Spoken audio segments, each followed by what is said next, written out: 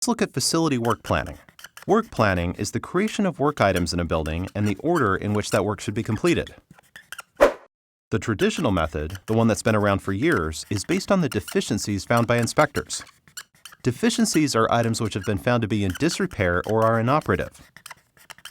The inspector finds items that are broken or are in some other way not good enough and records them as deficiencies. And then he or she estimates the cost to repair or replace them. That list of deficiencies becomes the work item list. It is entirely dependent on the perspective and experience of the individual inspectors.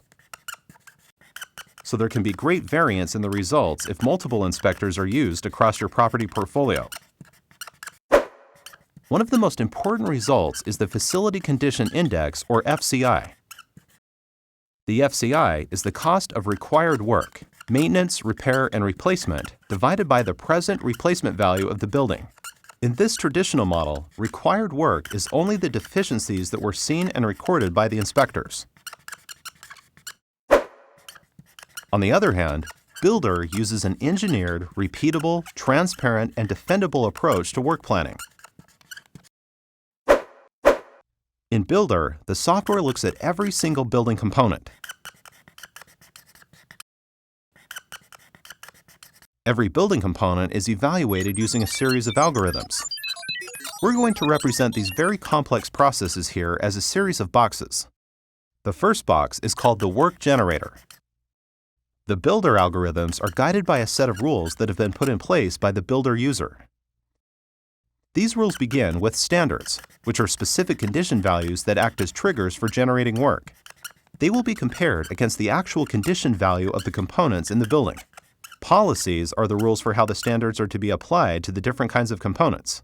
These rules will be applied to each component once the conveyor belt starts up.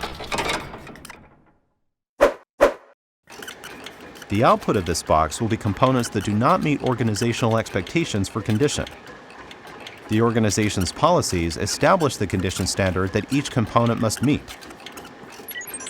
Each of these components, which are now called work items, also have an associated cost for the repair or replacement work needed.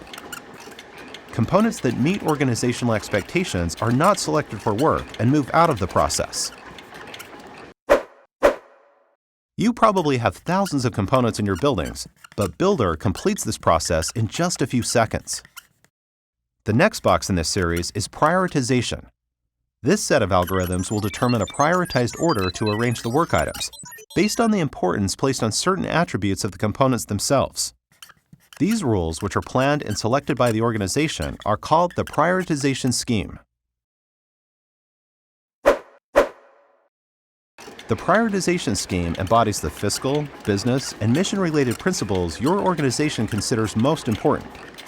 For instance, your organization's leadership may consider avoiding the risk of building failure to be very important, or the maintenance of critical systems in your buildings may be a top priority, or the completion of work items with the highest return on investment may be a concern.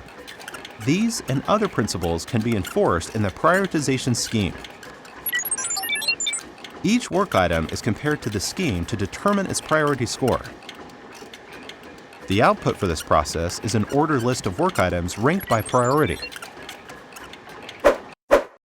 At this point, the system knows which components need work, how much that work costs, and in what order the work should be completed. These prioritized work items then move down the line to the final process, where Builder assigns funding to them. Your organization tells Builder how much money is available for each year and any restrictions on that funding. The prioritized work list moves into the last box, and funds are applied according to the amounts available from the organization. Top priority work items get funded first, and all monies are used to fund as many of the work items as possible. When the money runs out, the leftover lower priority items remain unfunded. In the end, two work item lists emerge from this box: the funded work items and the unfunded work items. In total, these two lists are what it's all about. Taken together, they represent the amount of work that your facility needs. These lists can then be used for project planning, fiscal planning, or long-range scenario development. Builder can also use the unfunded work to calculate the FCI. The cost of the unfunded work items becomes the numerator in the FCI equation. Of course, if this funding is not used for some reason, then Builder assumes that all the work items generated are unfunded. This FCI value is firmly based on the consistent application of your organization's business principles, making this FCI calculation even more significant. Now you can see what we mean when we say that Builder is an engineered, repeatable, transparent, and defendable process. Ultimately, Builder allows you to create a customized and concrete plan for spending your organization's limited money in the most efficient way possible.